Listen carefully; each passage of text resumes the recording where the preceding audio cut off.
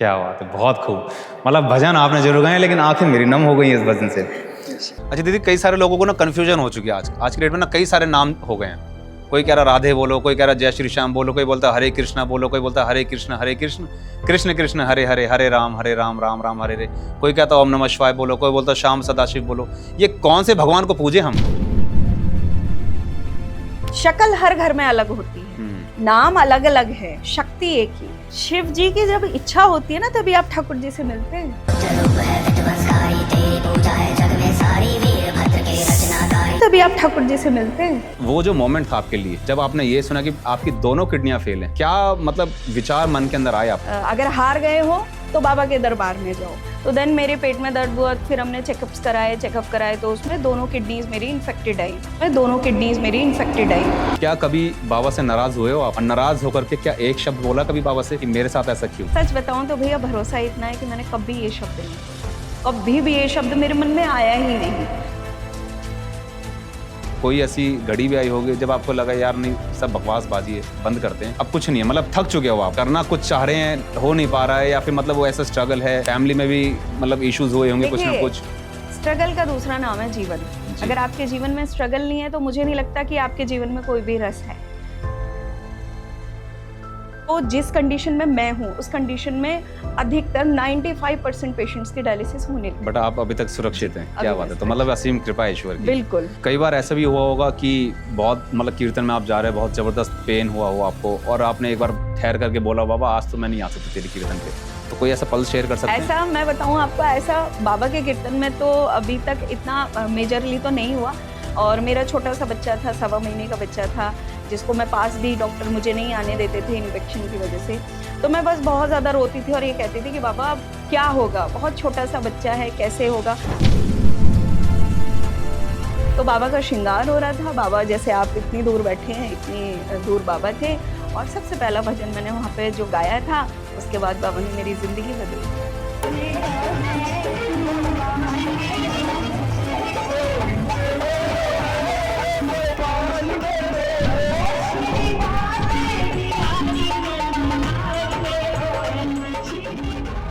एक तरफ तो दुनिया कह रही है कि दवाई चल रही है, जीवन मिल रहा है आपको, दूसरी तरफ दुनिया कह रही है कि भाई तुम शाम की प्रेमी है इसलिए जीवन मिला हुआ है। तो आप कैसे डिफरेंशिएट करते हो कि दवाइयों से जिंदा हैं या भक्ति से जिंदा हैं आप? मुझे नहीं लगता मैं दवाइयों से जिंदा हूँ। क्या लगता है बाबा ने आपको अभी तक क्यों जीवित रखा हुआ है? क्या लगता है बाबा ने आपको अभी तक क्यों जीवित रखा हुआ है? तो मुझे कोई समझ नहीं रहा था उस वक्त, और मैं समझा नहीं पा रही थी कि कैसे क्या करना है। तो जब आपने अपने घर वालों को बताया कि इतनी ऐसी बीमारी है, और तो फैमिली वालों का क्या रिएक्शन था? चिंताएं बढ़ने लगी। मैंने समझाने की कोशिश की, पर नहीं समझ में आया मेरी फैमिली को कि क्या है क्या नहीं है। सुबह जब आप उठते हैं, जब सो करके उठते हैं, तो पहला नियम क्या रहता है आपका? जय श्री श्याम। किसको बोलते हो? बाबा को। जितने आप सरल बन के रहेंगे उतना प्रभु के करीब रहेंगे, क्योंकि हमारे ऋषि मुनि भी उनको नहीं इतना सेवा कर पाए, तो हम तो, हमारी तो औकात क्या है। तो कलयुग केवल नाम आधारा और सिमर सिमर नर उतरे ही पारा, वही वाली बात है। तो ऋतु जी, क्या लगता है कि बेसिकली ये जो आज आपको प्रॉब्लम हुई है जो है ना, तो मैं इस बात को ऐसे समझ सकता हूँ कि ये प्रॉब्लम जानबूझकर बाबा ने आपको दी है? जो ज्यादा भक्ति करते हैं ना, वो कष्ट भी ज्यादा पाते हैं। तो ब्लैक साइड में तो वो है जो आपके सारे बुरे कर्म है, जो कर्मों की सजा आपको मिलनी है किसी भी रूप में, और व्हाइट साइड वो है जो आपने पुण्य कमा के इस जीवन में आए हो, वो आप पुण्य भोगोगे आप। आज आप माता के दरबार जा रहे हैं, सपोज वैष्णो देवी जा रहे हैं, वहाँ पे माता के 3 पिंडों के दर्शन करें आपने, क्या उनके सामने नतमस्तक होकर जय श्री श्याम बोल सकते हो? बिल्कुल बोल सकते हैं। माता नाराज नहीं होंगी? क्यों नाराज भाई होंगी? कमाल की बात करती ऋतु, तो आइए पिंडी के दर्शन करने, जय श्री श्याम बोल रही है। नहीं, मुझे तो नहीं लगता ऐसा, क्योंकि माँ के लिए तो बच्चे सारे एक से हैं। जब उनसे पूछा गया तो उन्होंने तो एक ही जवाब दिया कि पूरे युद्ध में मुझे तो सिर्फ और सिर्फ सुदर्शन चक्र दिखा, वो ही जीतने वाले, वो ही जिताने वाले, वो ही लड़ने वाले और वो ही हारने वाले।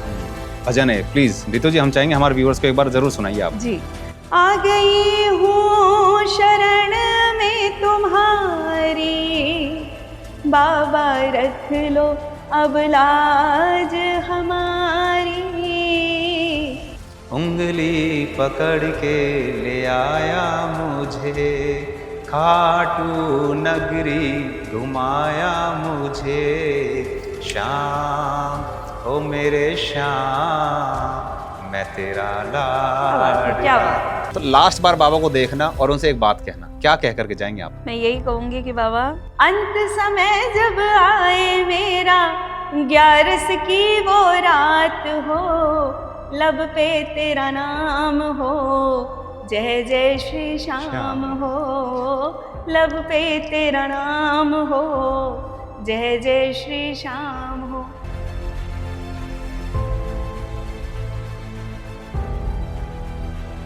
Ignite Journey. From failure to success, every journey inspires. Hosted by Rohit Biduri. हारे के सहारा तो हर कोई सुनता आया आज तक। हारे का सहारा बाबा श्याम हमारा, ये सिर्फ क्या कहने के लिए ही बातें हैं या इनके अंदर भी कोई सच्चाई होती है? आपने और मैंने अक्सर कई जगह देखा भी होगा और गाड़ियों के पीछे स्टिकर भी लगे देखे होंगे हमने कि हारे का सहारा बाबा श्याम हमारा। बट आज तक कोई भी, हमने देखा नहीं, शायद ही आपने कहीं देखा भी होगा कि सच में इसकी परिभाषा क्या है। आपके और आज मेरे बीच में एक ऐसी पर्सनैलिटी हम लेकर के आए हैं अपने बीच में, अपने इस मंच पे, जो कि बाबा श्याम की भक्ति ही नहीं बल्कि ऐसी पर्सनैलिटी हैं जिनको डॉक्टर के हिसाब से आज जीवित नहीं रहना चाहिए था। जी हाँ, आपने बिल्कुल ठीक सुना है कि डॉक्टर के हिसाब से उनको आज जीवित नहीं रहना चाहिए था, क्योंकि डॉक्टर ने आज से 11 साल पहले ही उनको मृत घोषित कर दिया था। लेकिन उस 11 साल के बाद से लेकर आज तक का सफ़र ये क्या था, वैसी ही पर्सनैलिटी आज हमारे और आपके बीच में बैठी हैं, जिनको मरा हुआ ना पा करके बाबा श्याम की असीम कृपा की वजह से आज वो जीवित भी हैं, बाबा का भजन भी करते हैं और अपने भजनों से कई दिलों को छू भी पा रही हैं। आपके और हमारे बीच में आज हैं रितु जी, जो कि बाबा श्याम की दीवानी है, बाबा श्याम की भक्त हैं। मैं आपके बीच में उनको मिलवाना चाहूँगा। रितु जी, बहुत बहुत शुक्रिया, जय श्री श्याम, जय श्री कृष्ण, हमारे शो में आने के लिए। रितु जी, मैं चाहता हूँ कि अभी जैसे हमने बताया आपको 11 साल पहले आपको एक किडनी डायग्नोस हुआ था आपको, और डॉक्टर ने आपको बता दिया था कि आपका कुछ ही समय जीवित रह गया है बेसिकली आपका।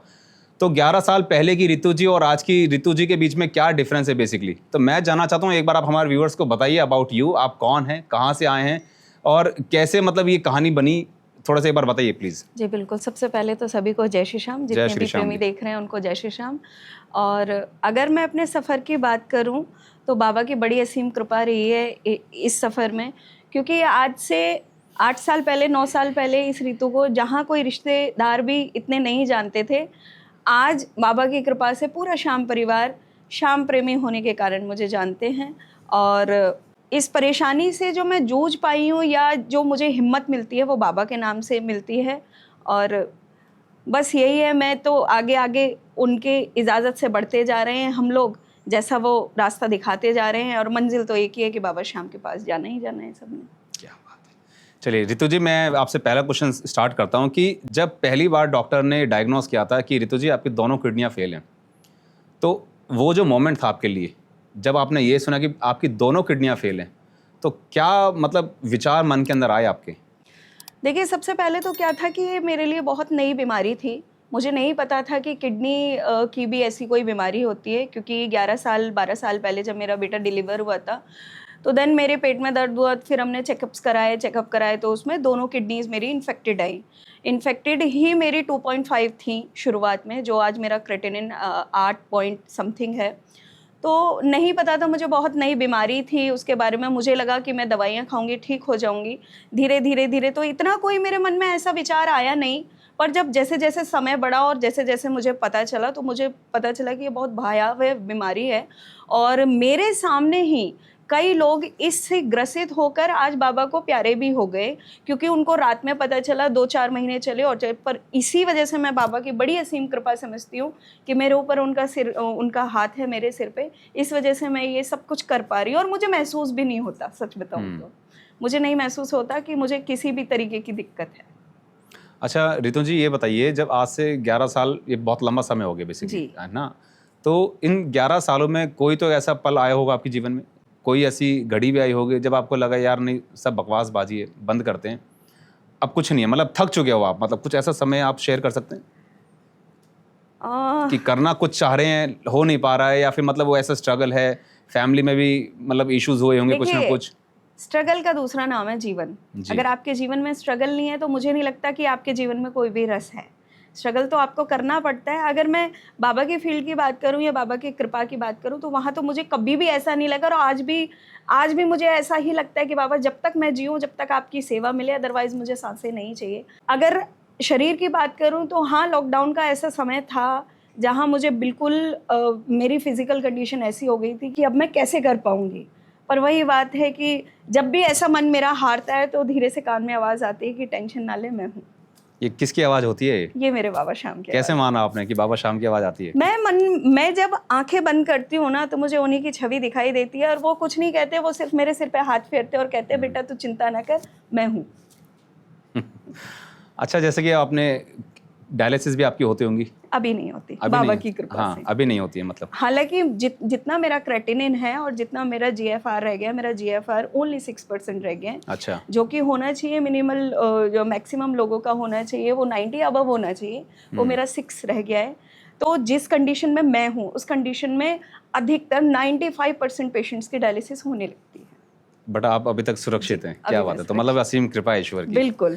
अच्छा, जैसे आपने बताया कि अभी आपको डायलिसिस अभी फिलहाल अभी नहीं हो रही है, बट कई बार क्या होता है कि दवाइयाँ चल रही हैं अभी आपकी, थकान भी होती है, तो जी। इन सब के बीच में फिर आपका अब हमने दो चेहरे देखे हैं। जी एक तरफ तो हम बात करते हैं बीमारी है, शरीर का बड़ी भयंकर बीमारी है, जी। दवाइयाँ हैं, फैमिली भी हैं, बच्चे भी हैं, मतलब एक घरेलू परिवार है पूरा, राइट। जी। और दूसरी तरफ एक दूसरी दुनिया है जिसको हम बोलते हैं भजन कीर्तन, बाबा शाम की दुनिया है।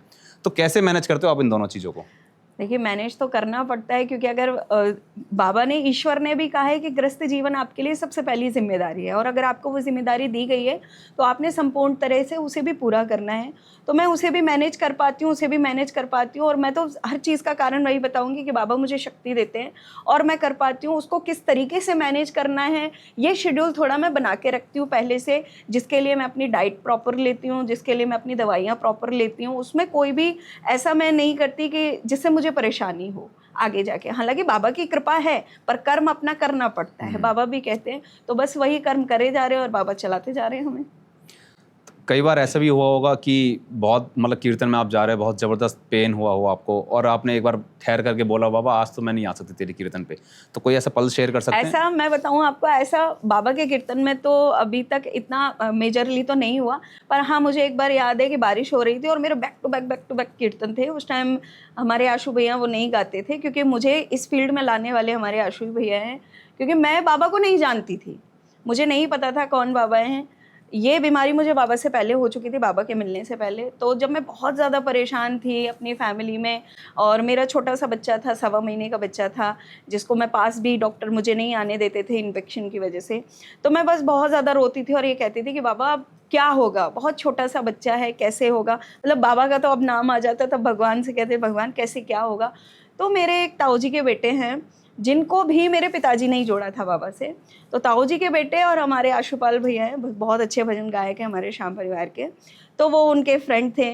तो जब उन्होंने मुझसे बोला विमल भैया ने कि आप जो है ना अगर हार गए हो तो बाबा के दरबार में जाओ, तो मैंने कहा उस टाइम कौन जब से बाबा ये नहीं बताया? हाँ, उस टाइम जब इंसान परेशान होता है ना तो उसको मैंने कहा नहीं भैया कुछ नहीं होता ये वो, तो उन्होंने कहा विश्वास जगाया कि नहीं एक बार आप चल के देखो। अच्छा, मुझ में स्वाभिमान बहुत है मेरे पिताजी की तरह, तो उस टाइम मैं कोई इनकम सोर्स नहीं था मेरे पास, तो मेरे पास पैसा नहीं था। मैंने कहा भैया मेरे पास पैसा नहीं है सीट का, मैं नहीं जा सकती। और भैया रोहित भैया मैं आपको बताऊंगी ये 99% प्रेमियों की बात है कि सबसे पहले जब वो जाते हैं ना तो वो किसी दूसरे के खर्चे से ही जाते हैं बाबा के पास, वो अपने खर्चे से कभी नहीं जाते, कोई ना कोई प्रेमी उन्हें लेके ही जाता है। तो मैंने कहा भैया मेरे पास पैसे नहीं है, तो उन्होंने कहा कि कोई बात नहीं, उन्होंने कन्विंस किया मुझे कि जब हो जाए तब दे देना। फिर भी मेरा मन नहीं माना, मैंने कहा फिर चलो ठीक है बाद में मैं दे दूंगी। तो उस टाइम मुझे याद है मैंने 1400 रुपए की 2 सीट्स कराई थी बस में, एक मेरी एक मेरे बेटे की, ताकि कंफर्ट जोन में हम जा सके। उसके बाद गई तो मुलाकात हुई बाबा से, पर इतनी पहचान नहीं हुई बाबा से। उसके बाद जब मैं अगले महीने गई हूँ आशु भैया की बस में, आशु भैया हमारे उस टाइम बस ले जाया करते थे, तो जब उनकी बस में गई और वहाँ इंट्रोडक्शन हुआ करता था, बाबा के बारे में बताया जाता था, तो कनेक्टिविटी ऐसी हुई कि फिर हर महीने जाने का मन हुआ। फिर मुझे याद है बाबा ने जब मेरा हाथ पकड़ा तो हमारा दिसंबर की 11 थी, दिसंबर 2017 की 11 थी, उस पर भैया मैं हम फैमिली के साथ गए थे गाड़ी से, पर्सनली एकादशी पे गए थे। और वहाँ तब ना ये वाली लाइनें नहीं हुआ करती थी, प्रांगण में खड़े होकर प्रेमी भजन सुनाया करते थे बिल्कुल गर्भगृह में। तो बाबा का श्रृंगार हो रहा था, बाबा जैसे आप इतनी दूर बैठे हैं इतनी दूर बाबा थे, और सबसे पहला भजन मैंने वहाँ पे जो गाया था उसके बाद बाबा ने मेरी ज़िंदगी बदल दी। अच्छा, तो कौन सा भजन था वो? हाँ, वो भजन मैं सुनाऊंगी। उसके बाद और भी मेरे प्रोजेक्ट्स आ रहे हैं, वो भी मैं अच्छा। आपको जरूर सुनाऊंगी। तो मतलब सस्पेंस रखोगे तब तक आगे। अच्छा चलिए, मैं एक बड़ा डीप क्वेश्चन पूछता हूँ कि क्या कभी बाबा से नाराज हुए हो आप? और नाराज होकर के क्या एक शब्द बोला कभी बाबा से कि मेरे साथ ऐसा क्यों? सच बताऊं तो भैया भरोसा इतना है कि मैंने कभी ये शब्द नहीं बोला, कभी भी ये शब्द मेरे मन में आया ही नहीं। सिर्फ ये भरोसा है कि आज अगर मेरे साथ जो भी हो रहा है ना, उसमें कल कहीं ना कहीं मेरे लिए भलाई ही छिपी है। तो ये क्वेश्चन तो मेरे जहन में कभी भी नहीं आया। हाँ, परेशान होती हूँ तो बाबा से कहती ज़रूर हूँ कि बाबा आपके अलावा मेरा कोई है नहीं, अब देख लो आपने क्या करना है, और कोई तो है नहीं, ना कोई और रास्ता, ना मैं किसी को जानती हूँ। घबराहट होती है पर शक कभी नहीं आता उसके प्रेम पे। क्या ऐसा कोई मोमेंट आपकी लाइफ में आया कि जब आपको ये डिफरेंस क्रिएट करना बड़ा मतलब वो हो गया था कि यार एक तरफ तो दुनिया कह रही है कि दवाई चल रही है, जीवन मिल रहा है आपको, दूसरी तरफ दुनिया कह रही है कि भाई तुम शाम की प्रेमी है इसलिए जीवन मिला हुआ है, तो आप कैसे डिफरेंशिएट करते हो कि दवाइयों से जिंदा हैं या भक्ति से जिंदा हैं आप? मुझे नहीं लगता मैं दवाइयों से जिंदा हूँ। क्यों? क्योंकि पॉजिटिविटी का आपका बहुत बड़ा रोल होता है। भाई मेडिसिन का भी तो इम्पैक्ट पड़ता है।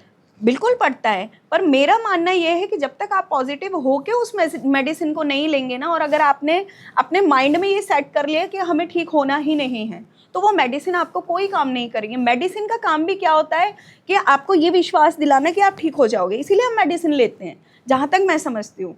पर अगर उस मेडिसिन को मैं ये सोच लूँ ना, मैंने जीवन से हार मान ली और मैं ये सोचूँ कि नहीं अब मुझे कोई काम आएगा ही नहीं, तो मेडिसिन भी मेरे लिए कुछ नहीं कर सकती। तो मैं तो एक ही चीज़ बोलूँगी कि भरोसा और विश्वास से बड़ी चीज़ कोई नहीं है इस दुनिया में।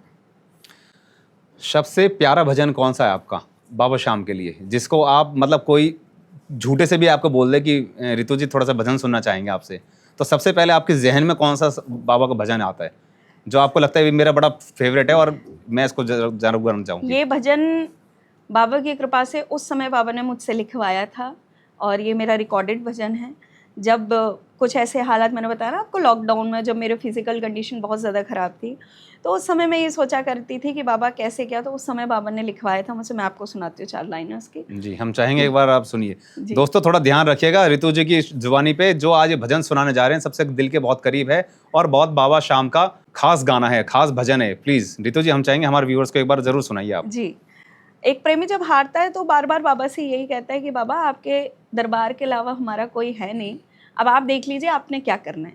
तो बहुत सुंदर बोल है, आ गई हूँ शरण में तुम्हारी, बाबा रख लो अब लाज हमारी, बाबा रख लो अब लाज हमारी, मेरी लाज बचा अब तो शरण लगा, मेरी लाज बचा अब तो गले से लगा, मेरी अखियाँ ये प्यासी हैं, मेरे श्याम सुंदर आ गई तेरे दर, मुझको भी सहारा दे, मेरे श्याम मुझको भी सहारा दे। क्या बात है, बहुत खूब। मतलब भजन आपने जरूर गाए, लेकिन आंखें मेरी नम हो गई इस भजन से। ये तो चलो बाबा श्याम का प्रेम है, जो बेसिकली मेरा भी साथ ऐसे कुछ रहती है, जब जैसे कोई बाबा का नाम लेता है ना कुछ भजन, तो भूल जाते हैं फिर हम। आंखों से छलक रहा है वो प्रेम, आपका आंखों में दिख रहा है। Thank you so much. इतना मतलब बहुत खूबसूरत, बहुत दिल छू जाने वाला भजन था आपका। मैं तो चाहूँगा ईश्वर आपको और असीम कृपा करे आपके ऊपर और बहुत आपको मतलब सफलता की सीढ़ी पर लेकर के जाएं। अच्छा मुझे दीदी अब ये बताइए, जब आप कीर्तन वगैरह जब करने जाते हैं, अक्सर जब आप कीर्तन के अंदर होते हैं उस वक्त बड़ा भयंकर पेन भी उठता होगा कई बार, तो ऐसी कुछ पल्स शेयर कर सकते हैं कि भजन गा रहे हैं, आपका नंबर आ गया भजन गाने का और अचानक से दर्द उठ गया? अगर मैं आपको बताऊं भैया, कई लोग ना, मैं भी इसी गलतफहमी में थी, ये जो बीमारी है ना ये बड़ी साइलेंट है, ये आपको कोई भी लक्षण नहीं देती है, कोई भी इंडिकेशन, कोई सिम्टम, कोई इंडिकेशन आपको नहीं देगी। ये इंडिकेशन तब देगी या सिम्टम तब देगी जब बहुत ज़्यादा आपको 90 अबव आपकी किडनीज खराब हो चुकी होती हैं। उससे पहले आपको कोई भी इंडिकेशन नहीं मिलता, तो दर्द एंड ऑल का तो इशू नहीं होता है। हाँ, ये तब होता है जब आपका ब्लड कम है या आपके विटामिन्स कम होने लगे हैं तो आपको जॉइंट्स पेन ये चीज़ होने लगती है। अदरवाइज इस बीमारी में कोई ऐसा पेन वाला इशू नहीं होता है। तो ये पेन की तो मुझे कोई ऐसी दिक्कत हुई नहीं कभी। तो क्या लगता है कि और सच बताऊं तो जब कीर्तन का नाम आता है ना भैया, तो क्या बीमारी, क्या मतलब दुनिया ही भूल जाती हूँ। एक माँ के लिए ना बच्चे सबसे ज्यादा होते हैं। आप यकीन मानना, ये बहुत बड़ी बात मैं बोल रही हूँ आपके मन से, कि आज की डेट में या बाबा की अगर कीर्तन की बात आ जाए या उनकी सेवा की बात आ जाए ना, तो मुझे किसी से भी मोह नहीं है। सिर्फ बाबा के कीर्तन का मोह है कि बाबा जब तक मैं जीऊँ सांसें उतनी ही देना जितनी आप सेवा लें, आगे मुझे सांसें चाहिए ही नहीं बिल्कुल भी। क्या लगता है बाबा ने आपको अभी तक क्यों जीवित रखा हुआ है? हाँ, कुछ ना कुछ तो कोई खास कारण, वजह तो जानने वाला वही है, पर जहाँ तक मुझे लगता है कि प्रेम है उसे मुझसे, तभी वो सेवा ले रहा है। क्योंकि ये सेवा हम नहीं दे सकते, उसकी इच्छा होगी और उसका प्रेम होगा तभी हम ये काम कर सकते हैं, वरना तो हमारी कोई औकात नहीं है भैया। ये ऋतु जी, ये जो विश्वास है आपका बाबा के प्रति कि मैं जो कुछ भी हूँ just because of my Baba and all, तो ये विश्वास पहली बात तो आ कहाँ से रहा है? ऐसे कई सारे लोग भी हैं जो बाबा पे विश्वास करते हैं, बट वो विश्वास उतना नहीं आ पा रहा जितना आपका है। वो भक्ति का रूप नहीं चढ़ा उनके ऊपर जो अभी आपके ऊपर हम देख पा रहे हैं। इसका अगर मैं एक शब्द में डिस्क्राइब करूं तो है समर्पण। जिस दिन आप अपना सब कुछ समर्पण कर देंगे ना अपने ईष्ट को, मैं ये नहीं कहती कि मैं बाबा को मानती हूँ तो आप भी बाबा को मानिए, नहीं।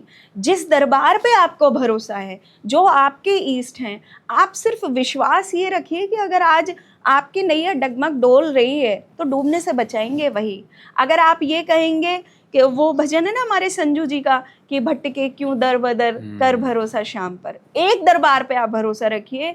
भरोसे से ही आसमान टिका हुआ है, भरोसे से ही धरती है, भरोसे से ही तो कृष्ण भगवान आए थे द्रौपदी का चीर बढ़ाने के लिए। तो भरोसा ही एकमात्र ऐसी चीज़ है जिससे आप हर रिश्ता बना सकते हैं, हर रिश्ते को निभा सकते हैं। तो वो विश्वास अपना प्रगाढ़ रखिए हमेशा। ऋतु जी, एक सवाल पूछना चाहता हूँ मैं सभी अपने व्यूवर्स की तरफ से कि अगर आज बाबा शाम आपके सामने आके खड़े हो जाएं किसी भी रूप में आकर, अभी हम उनका रूप का चयन नहीं कर रहे हैं कि कैसा रूप होना चाहिए, और वो आपसे आकर के बोले कि आज जो तू मांग सकती है मांग, तो क्या मांग होगी आपकी बाबा से?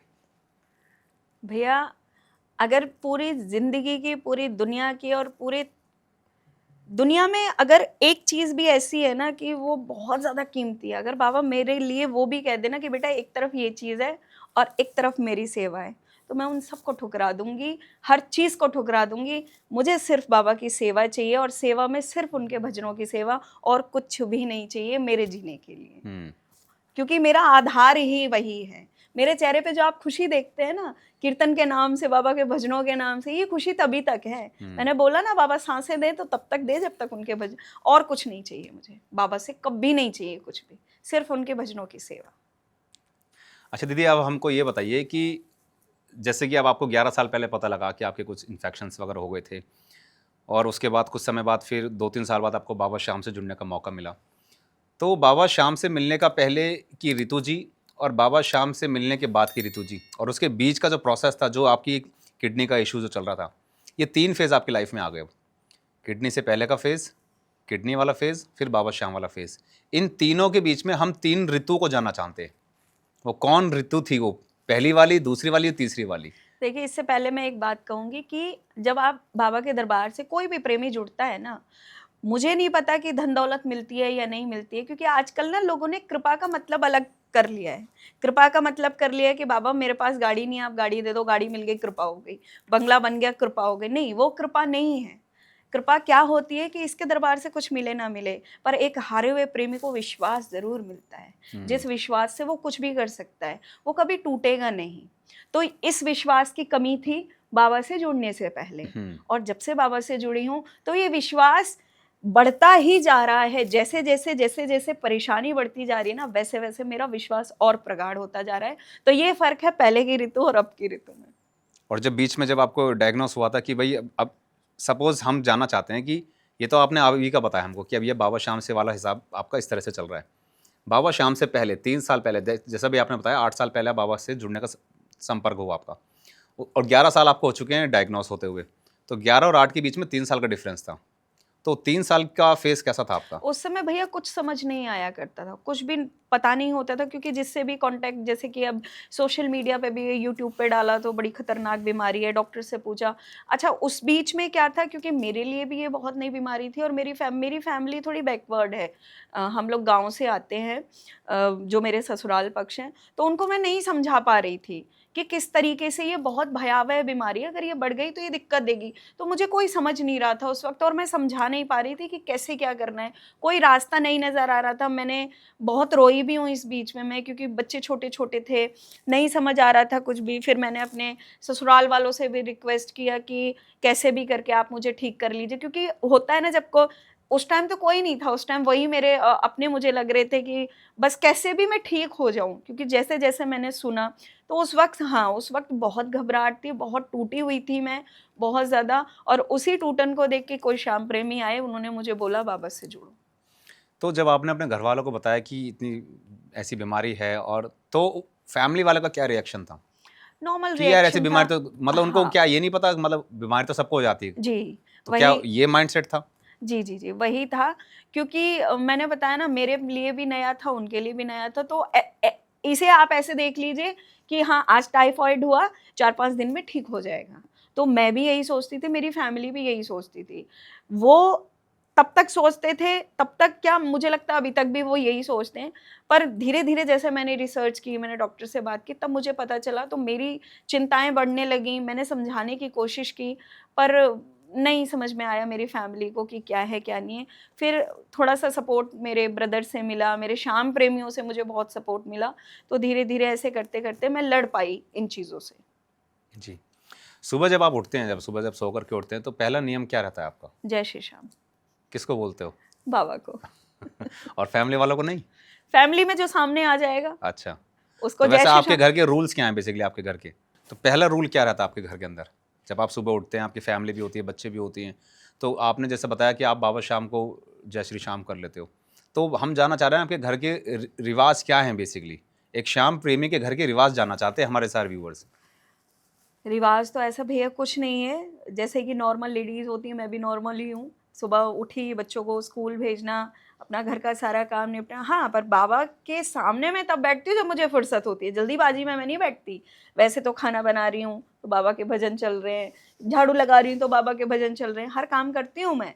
मैंने कोई मेड भी नहीं रखी है मेरे घर में, अच्छा। क्योंकि टिपिकल वुमेन हूँ ना, 2 पैसे जाने नहीं चाहिए बाहर, मेहनत का पैसा है। तो और फिर अपना शरीर भी चलना चाहिए, देखो बेसिकली जी। बात ये है। सारा काम करते-करते बाबा का ध्यान मन में रहता है। पर अगर आप ये कहें कि पूजा के लिए टाइम, या वो मैं जब एकदम फ्री हो जाती हूँ, तब मैं बाबा के सामने बैठती हूँ और बाबा से बातें करती हूँ। नहीं तो बाबा से तो बातें मेरी चलती-फिरती ही होती है ज़्यादातर। तो ऐसा कोई रूल नहीं है कि सुबह 8 बजे ही मुझे पूजा करनी है, या मुझे आरती उसी टाइम करनी है, उसके बाद सारे काम करने हैं, ऐसा कुछ नहीं है। अच्छा, मैं एक बड़ा कॉमन सवाल आता है, कई बार अक्सर लोग मेरे से पूछते भी हैं, मतलब 1 टू 1 पूछते भी हैं कि रोहित भैया, आप जैसे श्याम प्रेमी को लाते रहते हो अपने पॉडकास्ट पे, तो एक बार उनसे ज़रा ये भी पूछिएगा कि जैसे सपोज़ कोई हमारे भाई लोग हैं, हमारे ऑफिस जा रहे हैं, सुबह-सुबह जोत बत्ती कर रहे हैं, पूजा पाठ कर रहे हैं। अब कोई लोग तो कहते हैं कि बाबा शाम की आरती सुबह शाम होनी चाहिए, आरती चला दी। तो कई लोग हमसे बोलते हैं, मेरे कुछ यार दोस्त भी ऐसे जानकार भी हैं, उनके पास टाइम नहीं रहता सुबह-सुबह, तो वो क्या करते हैं, फटाफट मतलब मोबाइल के अंदर बाबा शाम की आरती चला दी, यहीं पे वो अपनी जोत बना रहा है, यहाँ पे बाबा को भोग लगा रहा है, मतलब वो भी चल रही है और ये भी चल रही है। जबकि लोगों का भ्रम है कि क्या ऐसा होता है कि सब कुछ करने के बाद, जोत कर ली, बत्ती कर ली, अब भजन चलने चाहिए, अब बाबा की आरती होनी चाहिए, या उस पूरे प्रोसेस में भी आरती चला के छोड़ दो हैं और गाते रहो और अपना जो सामग्री का काम है बेसिकली वो करते रहो? भैया मुझे तो लगता नहीं है कि, क्योंकि मुझे लगता है कि जैसी आपकी भावना है ना, वैसा आपको स्वरूप दिखेगा, वैसे ही बाबा आपको दिखेंगे। आप जिस हिसाब से उनकी सेवा करेंगे, वैसे ही आपको वो स्वीकार करेंगे। और मुझे ऐसा लगता है कि सरलता से बड़ी सेवा कुछ भी नहीं है। जितने आप सरल बन के रहेंगे, उतना प्रभु के करीब रहेंगे। क्योंकि हमारे ऋषि मुनि भी उनको नहीं इतना सेवा कर पाए, तो हमारी तो औकात क्या है। तो कलयुग केवल नाम आधारा और सुमिर सुमिर नर उतरे ही पारा, वही वाली बात है कि आप सिर्फ उनका नाम लेते रहिए और अपने काम काजों में लगे रहिए। सबसे मेन चीज़ है कि आपकी मन में ईमानदारी होनी चाहिए, मन में सच्चाई होनी चाहिए, किसी के प्रति आप द्वेष भाव ना रखें, तो आपके मन में ही ईश्वर है, आपको कहीं ढूंढने की ज़रूरत ही नहीं है। तो ऋतु जी, क्या लगता है कि बेसिकली ये जो आज आपको प्रॉब्लम हुई है, जो है ना, तो मैं इस बात को ऐसे समझ सकता हूँ कि ये प्रॉब्लम जानबूझकर बाबा ने आपको दी है?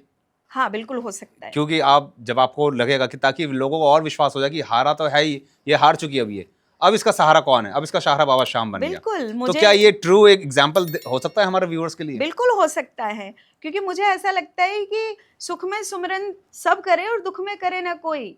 पर मैं तो ऐसा समझती हूँ कि प्रभु आपकी बहुत बहुत बहुत बहुत आज जिस परिस्थिति में मैं खड़ी हूँ ना, मैं बाबा का बहुत धन्यवाद करती हूँ कि बाबा अगर आपने मुझे इतने दुख दिए ना होते ना, तो मैं आपके चरणों में आई भी ना होती जी। तो दुख होने जीवन में बहुत जरूरी है, क्योंकि अगर हम सुखों में ही चलते रहेंगे तो हम ईश्वर के बहुत दूर रहेंगे, बहुत दूर। और आपने देखा होगा बेसिकली कि जो प्रभु जो ज्यादा भक्ति करते हैं ना, वो कष्ट भी ज्यादा पाते हैं। उसका भी कारण है, क्योंकि उसका कारण ये है कि प्रभु ना फिर सारे जीवन मृत्यु से उनको पार कर रहा होता है, इसी जन्म में बेटा सब कुछ कर ले और फिर आजा मेरे पास।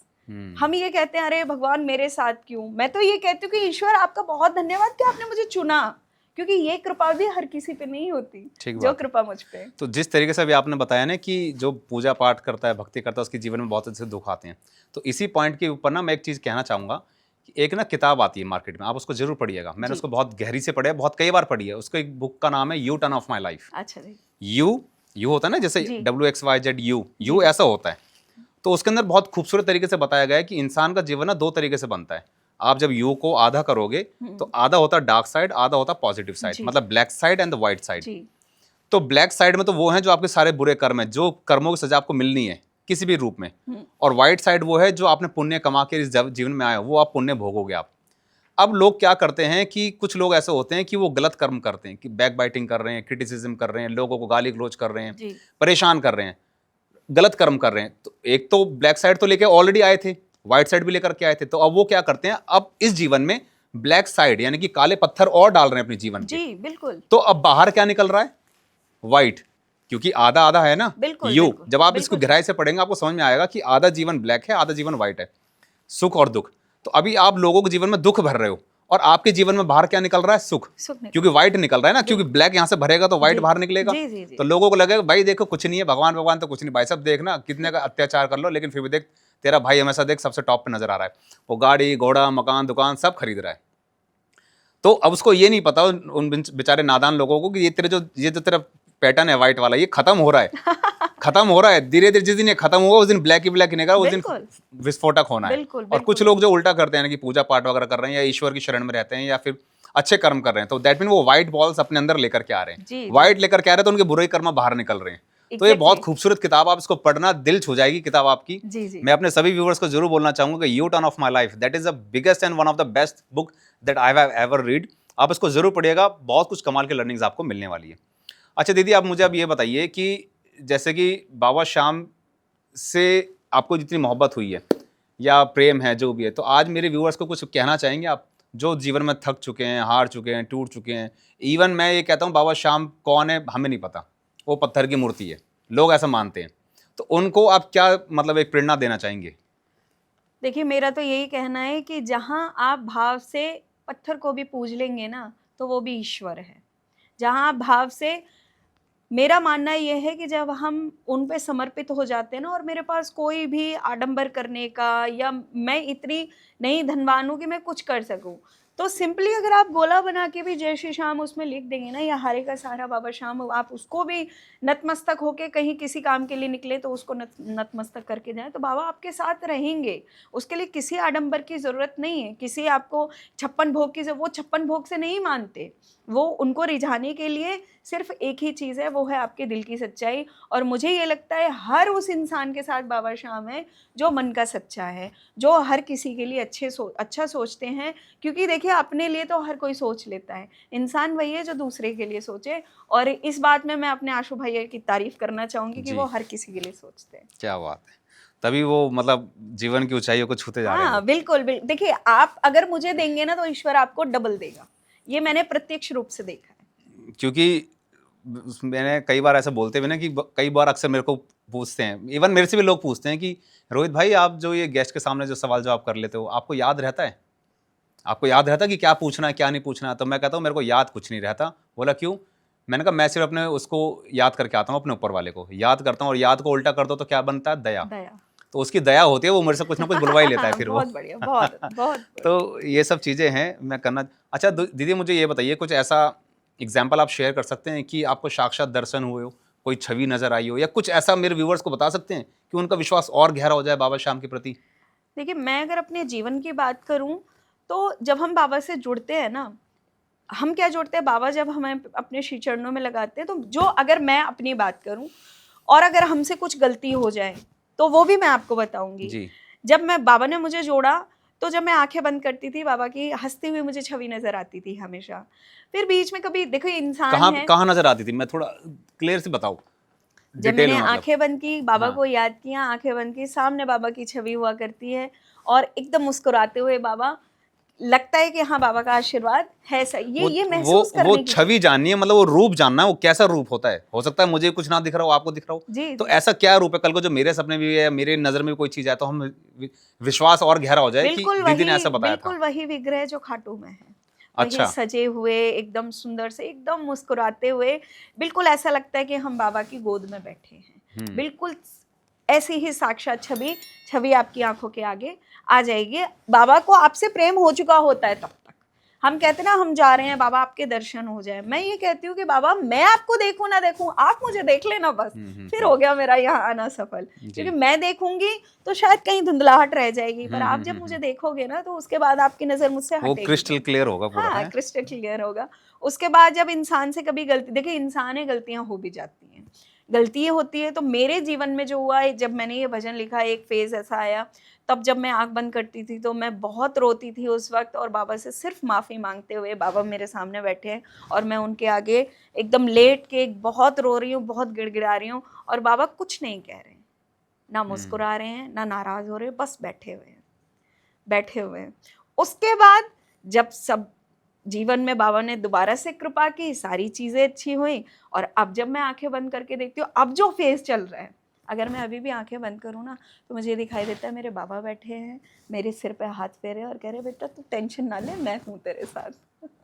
टेंशन ना ले हैं। हाँ जी। अच्छा, कई बार जैसे कि ये तो अनुभव मैंने भी फेस किया है, अब जैसे अनुभव की बात हो रही है तो मैंने कहा चलो हम भी एक बार थोड़ा सा हाँ जी, बिल्कुल, प्रकाश डाल देते हैं इसमें। बिल्कुल। जैसे सुबह सुबह हम भी अपनी कभी पूजा पाठ करते हैं या फिर ईश्वर से थोड़ा सा बात करते हैं, और मेरा भी आज भी ये नियम है कि मैं मांगता कुछ नहीं हूँ मैं, है ना। हम बहुत पापी आत्मा रहे हैं हम, तो हमारी कोई औकात भी नहीं हम कुछ मांग सके उससे। जी जी, वो अपने सामने बैठा रहा है, ये बहुत बड़ी गनीमत है। बिल्कुल लोग तो बैठ ही नहीं पा रहे उनके सामने। एग्जैक्टली, तो आई फील वेरी हैप्पी कि चलो यार उसने मुझे मौका तो देता अपने सामने बैठाने का। जी बट कई बार क्या होता है दीदी, जैसे कई बार ना, जैसे अगर हम कैमरे को देख के बात करें तो कैमरा इज समथिंग, वो मुझे देख रहा है इस वक्त, मैं इसको देख रहा हूँ, है ना। तो जब हमारे घर में भी बाबा की वो मूर्ति है, तो उसको जब देखते हैं ना तो मुझे ऐसा फील होता है, पता नहीं कोई किसी को दिखता है नहीं दिखता है मेरे घर में, लेकिन मुझे ही ऐसा फील होता है कि जब मैं देखता हूँ ना तो बाबा की आंखें ना ऐसे ऐसे घूमती नजर आती हैं उसमें, ऐसे ऐसे ऐसे ऐसे। तो मुझे लगता है या तो खैर मेरा वो मतलब भ्रम है या तो क्या है, लेकिन रियलिटी मुझे लगता है कि अगर उसकी नजर भी ऐसे ऐसे गिली तो समझ लो उसने देख लिया इसका भैया, मतलब। इसी को तो प्रेम और विश्वास कहते हैं। दिखती है मतलब है। हाँ, जिसको प्रेम होगा उसे भरोसा अपने आप होगा, और जब प्रेम होगा तो बातें भी होंगी और होती हैं। आप कोई भी क्वेश्चन करें, आंसर देते आता हैं। है, Correct. बिल्कुल आता है, सिर्फ महसूस करने की बात है। तो मेरा तो खैर ऐसे ही था उनके साथ भी संपर्क बेसिकली, कि जैसे हमने आशुपाल भैया के साथ भी हमने लास्ट में एपिसोड किया था, तो हमने उनके साथ बहुत डिटेल में बात की थी कि मुझे कैसे विश्वास पैदा हुआ कि हारे का सहारा सच में कोई हारे का सहारा भी है। तो उसी के ऊपर एक भजन भी है, शायद आप जानते भी होंगे, संजीव जी हैं हमारे, उन्होंने एक भजन गाया था, उंगली पकड़ के ले आए मुझे खाटू नगरी, मतलब बहुत ही खूबसूरत भजन है, संजीव शर्मा, है ना, संजीव शर्मा जी का बहुत ही खूबसूरत भजन है। और कभी कोशिश करेंगे आप अगर वो बताइए ना, 2 लाइन गाइए ना। हाँ हाँ, गाइए जरूर। नहीं, मेरे को तो इतना अच्छा भजन नहीं कोई आता बात खैर, नहीं, आप है ना। सुनाइए जरा अपने भाव। तो उसमें बेसिकली ये होता है कि उंगली पकड़ के ले आया मुझे, खाटू नगरी घुमाया मुझे, श्याम ओ मेरे श्याम, मैं तेरा क्या बात है, क्या लाडला। बात है, बहुत बढ़िया, बहुत तो सुंदर। अच्छा दीदी, अब ये बताओ बेसिकली कि क्या कभी मौत का सवाल भी आया मन के अंदर कि नहीं यार मैं थक चुकी हूँ जीवन में, कुछ अब खत्म कर लेते हैं, कुछ ऐसी चीज आई कभी आपके मन में? देखिए, जब हम गृहस्थी में होते हैं और जब बच्चों का साथ होता है और हम जब फैमिली में रहते हैं तो कई फेजेस ऐसे आते हैं कि बर्दाश्त नहीं होती कोई हाँ चीजें। जी, जब ऐसा लगता है कि, पर मुझे लगता है कि ईश्वर ने ना आपके जीने की कोई ना कोई वजह जरूर बनाई होती है, अगर आप ठीक हैं तो। और अगर आप बिल्कुल ही कहते हैं ना मन बुद्धि हो चुके हैं या हम्म। बिल्कुल ही आपको कुछ दिखाई नहीं दे रहा, वो बात अलग है। क्योंकि जो जीवन ईश्वर का उपहार है, अगर उसे हम खत्म कर लेंगे तो सबसे बड़ा अनादर ईश्वर का होगा। तो वो पहली बात तो ये चीज़ कभी मन में आनी ही नहीं चाहिए। हाँ, ये ज़रूर कह सकती हूँ कि ये जीवन है, चलते चलते इंसान हार भी जाता है। अगर उसे किसी का सहारा ना हो तो वो टूट भी जाता है। ये हम लोगों की खुशनसीबी है कि बाबा ने हमारा हाथ थामा हुआ है। तो एक वो सहारा, अगर मन नहीं लग रहा, चलो जी खाटू जी चले जाओ, बाबा से बात कर लो। खाटू नहीं जा सकते, घर में बैठ के बात कर लो। पर हाँ, हर किसी के जीवन में ऐसे फेज आते हैं जब लगता है कि ये चीज़ होनी चाहिए, पर ये गलत है। ये मन में विचार आना भी नहीं चाहिए। चलो अब हम एक तरह से ये भी बात करते हैं कि चलो आपको बीमारी लगी है ना, और फिर कुछ श्याम प्रेमी से मिलने का मौका हुआ, उन श्याम प्रेमी से आपको बाबा से मिलवा दिया। बट हम चाहते हैं, हम ये जानना चाहते हैं, अगर सपोज लेट से अगर आपको बीमारी ही नहीं लगी होती, वो बाबा ही नहीं मिला होता, श्याम प्रेमी नहीं मिले होते, तो उस वक्त रितु जी का जीवन कैसा होता? भैया मैं तो ये कहूँगी, बहुत बेकार शब्द है नाली का कीड़ा, सच बता रही हूँ। रद्दी वाला जीवन पूरा। रद्दी वाला। आप क्या करने आए हो जीवन में? Correct. इतनी सुंदर आंखें दी हैं, इतने सुंदर जिह्वा दिए, इतने सुंदर, किस लिए दिए? जब हम हमारे जो संत महात्मा या हमारे पुराण बताते हैं कि जब एक बच्चा गर्भ में रहता है तो वो यही कहता है कि जब मैं बाहर आऊंगा तो तेरा नाम सिमरूंगा। मतलब उनको विश्वास दिला के आता है। विश्वास दिला के आता ठीक बात है। आते ही हम उनका विश्वास तोड़ देते हैं। जीवन भर ये मेरे बच्चे, मुझे ये करना है, मुझे वो करना है, गाड़ी खरीदनी है, घर खरीदना। पर जिसने हमें जीवन दिया है, जो हमें ये सब करने का हौसला दे रहा है, उसी को भूल जाते हैं हम लोग। तो सबसे पहला तो हमारा काम यही होना चाहिए। मैं फिर कहूंगी, आजकल की भागदौड़ के जीवन में मैं ये नहीं कह रही कि आप घंटे भर घंटे बजाइए या बाबा का नाम, नहीं, आप चलते फिरते नाम लीजिए ना। आप चलते फिरते आटा लगा रहे हैं, राधे राधे राधे राधे, आप झाड़ू लगा रहे हैं, जय श्री श्याम, ऑफिस जा रहे हैं, एकदम खुश रहिए, पॉजिटिव रहिए, बाबा का नाम लेते रहिए। आपका जीवन इतना सुंदर हो जाएगा कि आपने सोचा भी नहीं होगा कभी जी। आपका नजरिया ही बदल जाएगा जीवन को देखने का। अच्छा दीदी, कई सारे लोगों को ना कन्फ्यूजन हो चुकी है आज की डेट में ना, कई सारे नाम हो गए हैं। कोई कह रहा राधे बोलो, कोई कह रहा जय श्री श्याम बोलो, कोई बोलता हरे कृष्णा बोलो, कोई बोलता हरे कृष्ण कृष्ण कृष्ण हरे हरे, हरे राम राम राम हरे हरे, कोई कहता ओम नमः शिवाय बोलो, कोई बोलता श्याम सदाशिव बोलो। ये कौन से भगवान को पूजे हम, ये बताओ आप भाई। पूजा वो बाबा श्याम की कर रहा है, कोई कह रहा राधे राधे बोलो जी, कोई कह रहा, अब वो कंफ्यूज है ना, तो वो बाबा श्याम का हो पा रहा ना राधे का हो पा रहा हो। इसका मैं एग्जांपल आपको एक बहुत अच्छा देती हूँ कि हर घर में माता पिता होते हैं जी, हर घर में होते हैं, क्योंकि ईश्वर नीचे नहीं आ सकते, उन्होंने माता पिता बनाए। जी। शक्ल हर घर में अलग होती है, पर नाम तो एक ही है, माता पिता। तो यही चीज है, नाम अलग अलग है, शक्ति एक ही है। आप जिनको भी माने, पूरे विश्वास के साथ माने, वो आपके साथ जरूर खड़े हैं। नाम आप कुछ भी ले लीजिए, जिस नाम पे आपको भरोसा आप लीजिए, पर पूरे विश्वास से लीजिए। ऊर्जा एक ही है और मतलब एक ही है, पॉजिटिविटी। आप पॉजिटिव पहुंचेगी वही। हाँ, वो धारा पहाड़ों से निकलते हुए समुद्र में जा रही है। रास्ते अलग हो सकते हैं, मंजिल एक ही है, सबकी मंजिल एक ही है। अच्छा दीदी, कोई एक ऐसा वो बताइए, ये थोड़ा डीप क्वेश्चन है। आज अगर आपका लास्ट समय, आज एग्जाम्पल, मैं थोड़ा डीप जाएंगे इस क्वेश्चन के अंदर। आज लास्ट समय, बाबा से आज लास्ट बार क्या बातें करने वाली है अब, कि ये शरीर है, अब न जाना अगला शरीर कहाँ मिले, किस जन्म में मिले, किस परिवार में मिले भी नहीं भी मिले, तो लास्ट बार बाबा को देखना और उनसे एक बात कहना, क्या कह करके जाएंगे आप? मैं यही कहूंगी कि बाबा, अंत समय जब आए मेरा, अंत समय जब आए मेरा, 11 की वो रात हो, लब पे तेरा नाम हो, जय जय श्री श्याम हो, लब पे तेरा नाम हो, जय जय श्री श्याम हो। तो मैं तो बाबा से यही कहती हूँ कि बाबा, जब मेरी सांसें भी निकले ना, तो सिर्फ तेरे दरबार में निकले, और अगर आप मुझे अगला जन्म देना तो अपनी सेवा में ही दे, वरना ना दे, कीड़े मकोड़ा का दे दे, कोई दिक्कत नहीं है। अगर इंसान का जीवन मिले तो सिर्फ आपकी सेवा के साथ मिले। क्या बात है दीदी, ये मैं बेसिकली जानना चाहता हूँ कि आज जो आपका विश्वास है, जो आपकी मैं आंखें भी पढ़ पा रहा हूँ बेसिकली जो भजन गाते वक्त, तो मुझे ऐसा रियलाइज़ हो रहा है कि इस वक्त बाबा श्याम शायद हमारे आसपास ही इधर दिए, वो किसी न किसी रूप में है, चाहे हो सकता है वो कैमरे के रूप में हो, इस माइक के रूप में हो, या क्योंकि बाबा का तो रूप तो है ही नहीं, वो तो सिर्फ देखने के लिए हमने एक विग्रह, मतलब वो है मूर्ति है, उसको हम देख लेते हैं, वो हर कण कण में बेसिकली। तो आज के हमारे जो यूथ जो आज हमारे इस पॉडकास्ट को देख रहा होगा, तो उनको क्या कोई एक मैसेज देना चाहेंगे आप? जी, मैं तो यही मैसेज देना चाहूँगी कि किसी भी सिचुएशन में, किसी भी परिस्थिति में आपके जीवन में आएंगे अप्स एंड डाउन्स, हर किसी के जीवन में आते हैं और वो आएंगे। पर आप अपनी मेहनत में कमी ना करते हुए, ये भी नहीं है कि बाबा हैं संभाल लेंगे, नहीं, अपनी मेहनत में ना कमी करते हुए, उस ईश्वर पे भरोसा रखते हुए आप अपने अच्छे कर्मों को करते चले जाइए। दूसरों को गिराने की बजाय आप खुद आगे बढ़ने की कोशिश कीजिए। आप आगे बढ़ते रहेंगे, अच्छे कर्मों को करते रहेंगे। पूरे मेरे पिताजी, अगर मैं अपने जीवन की बात बताऊँ तो मेरे पिताजी ने मुझे तीन चीज़ें ज़रूर दी हैं जीवन में कि बेटा हमेशा कभी भी अपनी चीज़ दूसरे की चीज़ पे नज़र नहीं मत डालना, हमेशा ईमानदार रहना और हमेशा अपनी मेहनत करते रहना। अगर ये तीनों चीज़ आपके साथ होंगी तो ईश्वर आपका साथ कभी नहीं छोड़ेंगे। तो यही मैं यूथ को कहूँगी कि आप अपनी पूरी ईमानदारी से, पूरी सच्चाई से अपने कर्म को करते रहिए। बाबा या जिन भी ईश्वर को आप मानते हैं वो आपके साथ ज़रूर रहेंगे और हमेशा रहेंगे। अच्छा, एक लोगों का बड़ा ये भी भ्रम रहता है, थोड़ा सा मैं चाहूँगा इस पर आप थोड़ा वो डालें। सपोज़ कोई बाबा श्याम की भक्ति कर रहा है, बाबा श्याम खाटू श्याम, और एक शाम बैठे हैं वृंदावन में, राइट, एक शाम बैठे हैं मतलब सावरिया सेठ, वो भी शाम ही है, और एक शाम का ही रूप है शिव जी, अलग अलग रूप मान सकते हैं। तो क्या बाबा श्याम की भक्ति करने वाला अगर बाबा शिव के मंदिर में जा रहा है तो क्या वहाँ पे वो शिव के रूप में, मतलब शिव जी को जब वो जल अर्पित कर रहा है तो उनको बाबा श्याम मान के कर सकता है? बिल्कुल कर सकते हैं। अच्छा, ये भी मैं बता दूं कि शिव जी की जब इच्छा होती है ना तभी आप ठाकुर जी से मिलते हैं, ये भी बात कैसे? है। ये मैंने अपने जीवन में देखा है।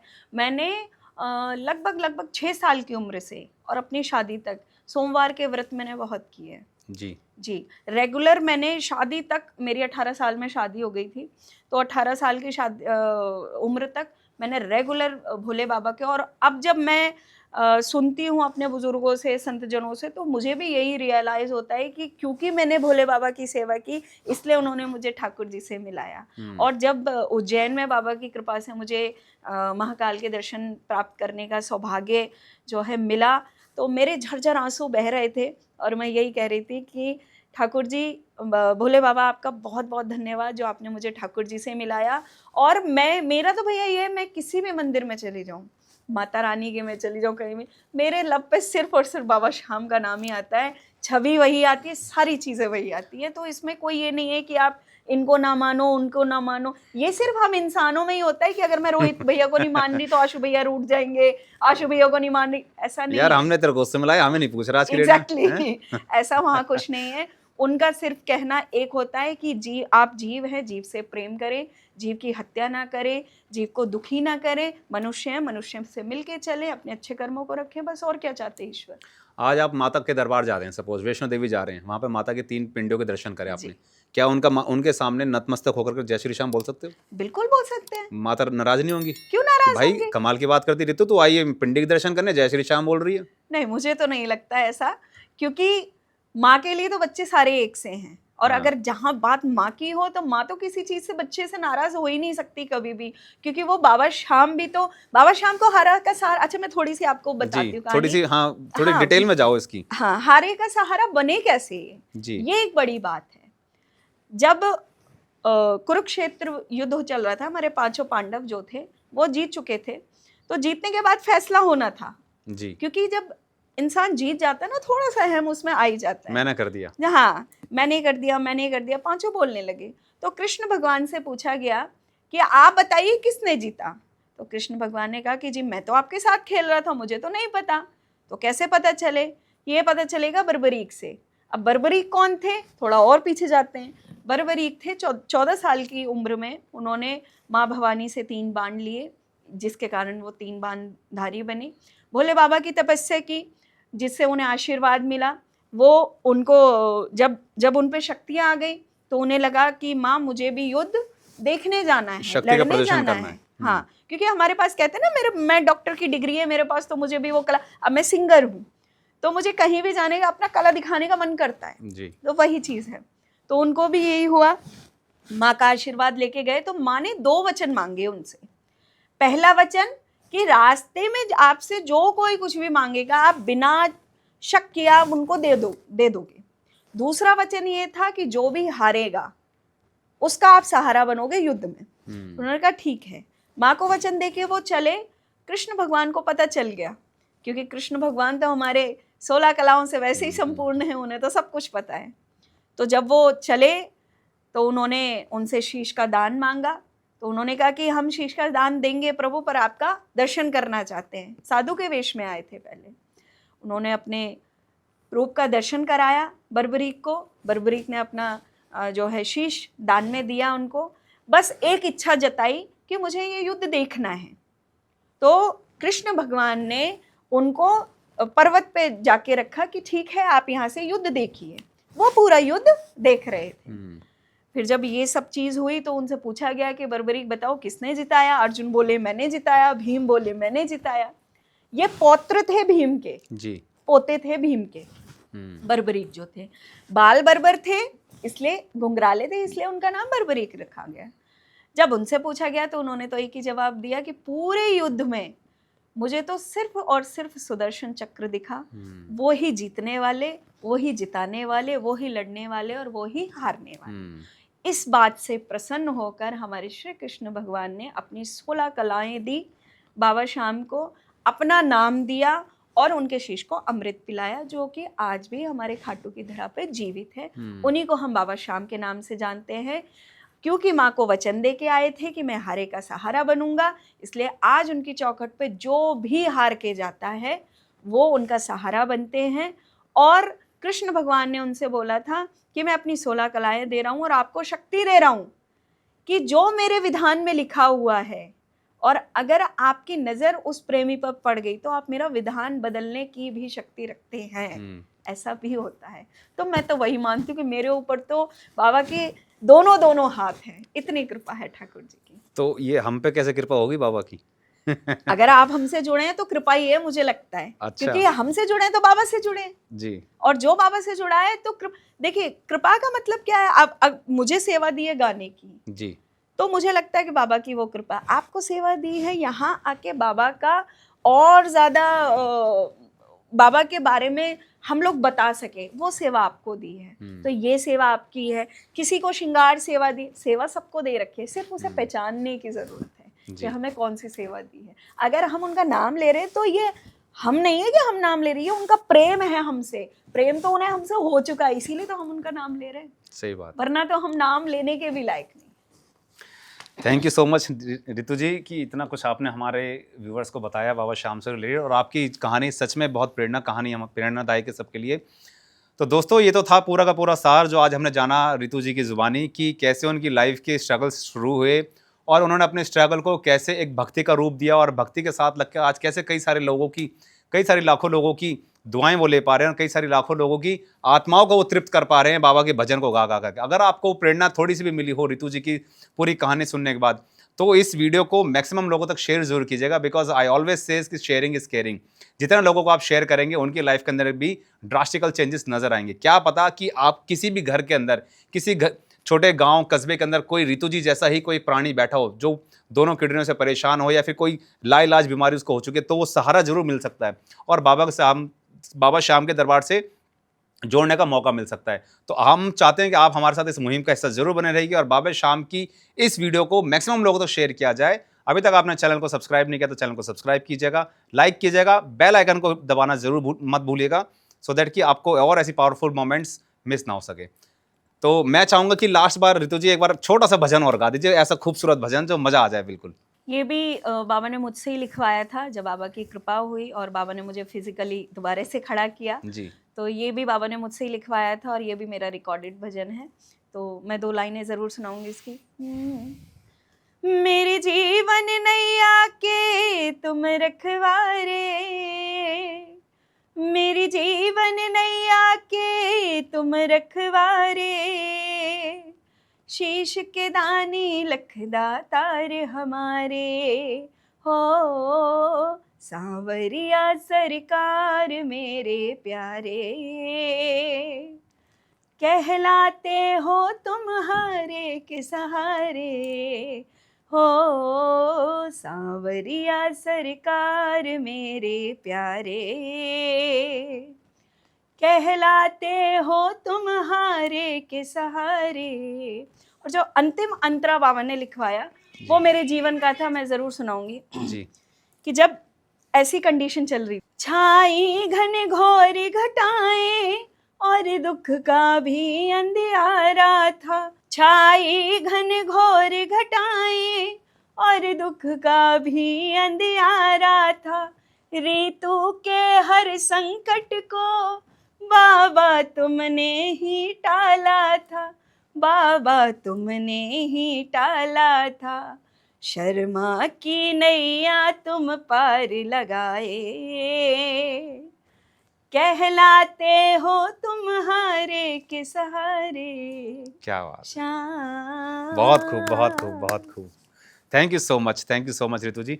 लास्ट बार मैं कुछ पूछना चाहूँगा आपसे कि क्या आप हमारे व्यूअर्स को कुछ बता सकते हैं कि आपको आज हमारे मंच पे आकर के कैसा लगा, रोहित से मिलकर के कैसा लगा, और जो आज हमने जो बहुत खूबसूरत तरीके से आज के साथ हमने जो कॉन्वर्सेशन करी, क्या आप हमारे और कई सारे दर्शकों को कहना चाहेंगे कि हमारे मंच से जुड़िए, और उनकी भी कोई ऐसी स्टोरी है तो हमारे साथ वो शेयर कर सकते हैं? 2 लाइन अगर आप कुछ कह सकें हमारे बारे जी। में प्लीज़। सबसे पहले तो रोहित भैया मैं आपका बहुत बहुत धन्यवाद करूंगी कि आपने मुझे इस लायक समझा कि इस मंच पे मैं आई, और आपके मंच का बहुत बहुत धन्यवाद करती हूँ कि मुझे बोलने का, आप कई लोगों को बोलने का मौका नहीं मिल पाता है, मुझे तो बाबा बहुत बोलने का मौका मिल देते हैं। और मुझे लगता है कि अगर जीवन में आपकी कृपा है बाबा की, तो उसको बोलने का कोई भी मौका आपको छोड़ना नहीं चाहिए, क्योंकि इससे सामने वाले प्रेमी को प्रेरणा मिलती है। तो मैं ये चाहती हूँ कि ऐसे ही मंच पर लोग आकर, जो भी जिसके भी जीवन की कोई भी अगर छोटी भी आपको ये लगा है कि मेरे जीवन में बड़ा बदलाव हुआ है, तो आप ज़रूर शेयर करें। और भैया का चैनल है रोहित बिधोड़ी करके, तो आप प्लीज़ ज़रूर सब्सक्राइब करें, शेयर करें, बहुत अच्छे अच्छे कमेंट्स करें, बुरे भी कर देंगे तो कोई बात नहीं, क्योंकि उसका भी हम सोल्यूशन कहीं ना कहीं से जी। लेके आएंगे, क्योंकि जब तक आपके विचार पता नहीं चलेंगे तो जी। हम कैसे, तो सब कुछ अच्छे तरीके से आप सभी खूब सारे कमेंट्स कीजिए और हमसे जुड़े रहिए, रोहित भैया से जुड़े रहिए। अपनी ऐसी ही कोई भी कहानी हो तो रोहित भैया को मैसेज कीजिए, भैया कोशिश करेंगे इस मंच पर लाने की। और मुझे बहुत अच्छा लगा, और बहुत बहुत धन्यवाद एक बार फिर से। जय श्री जय राम, श्री जय श्री कृष्ण, जय श्री